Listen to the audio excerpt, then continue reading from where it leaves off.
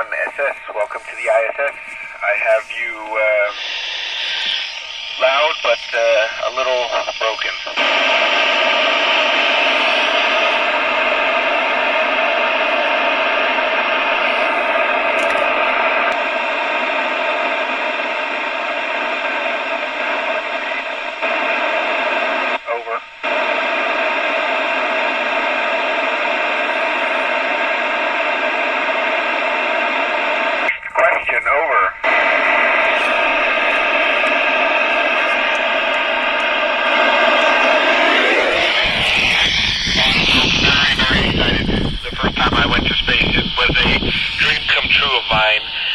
But at the same time, when you first get to space, you have to let your body adapt. It takes a little time.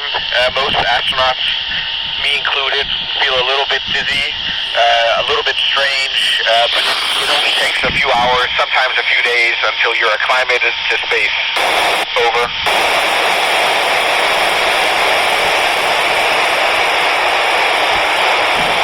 Well, from when the launch, when the rocket is, when the engines are ignited on the launch pad until you are in orbit about the Earth and weightless, it only takes 8.5 minutes. Over.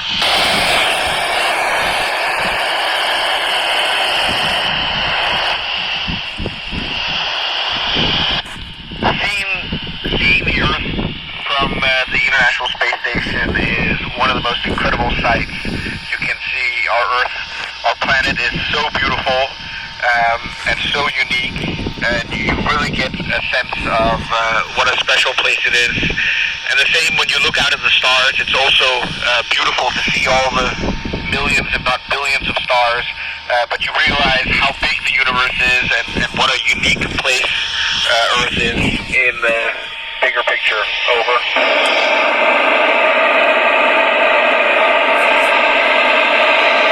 Well, we have no natural time zone in space.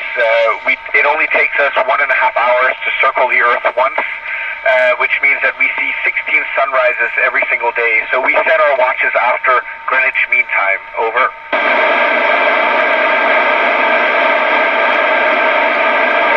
Well, luckily I haven't experienced anything extremely dangerous. We try to make every day up here as safe as possible. It's why we have so much training. But there's always risk. Luckily, so far, everything has happened according to plan.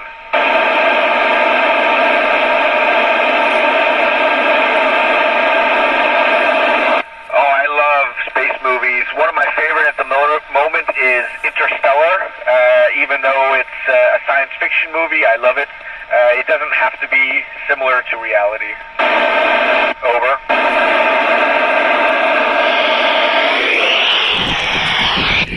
Well, we train as medics as well, and then we have a lot of medicine on board the space station, and then we have contact with mission control in Houston, where flight surgeons are on console and can guide us and help us in case we have to treat anyone who's injured up here. Over.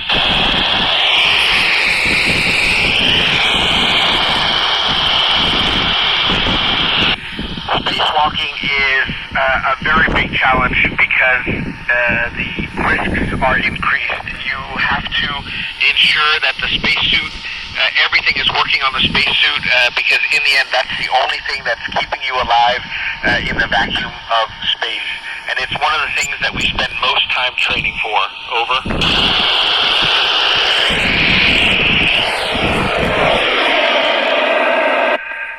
Personally, I studied aerospace engineering because I think that's a fascinating subject. But if you want to become anything within science, medicine, engineering, and you have to finish college before you can apply, and then once you apply to become an astronaut, it takes usually an extra 3 or 4 years of training once before you're ready for your first flight. Over.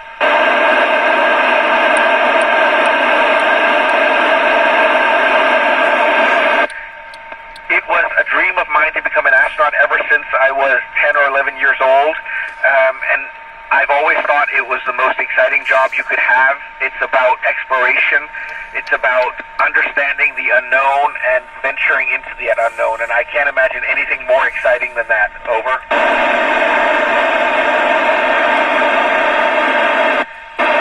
My first spaceflight was in 2015, and I was 38 years old. Over.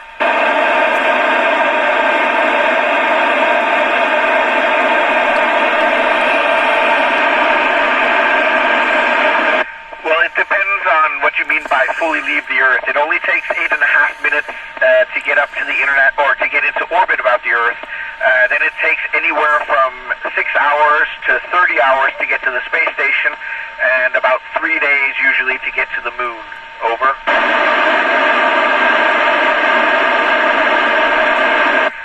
I sleep really well up here, but we don't have a bed.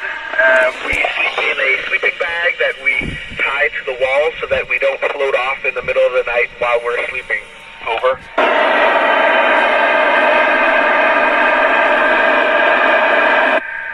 We train on the ground before our missions. It takes anywhere from 3 to 4 years before you're ready for your first flight, and then every flight after that takes another year to 2 years of training. And we have simulators on the Earth that we train in, know exactly what to do in case of an emergency. Over.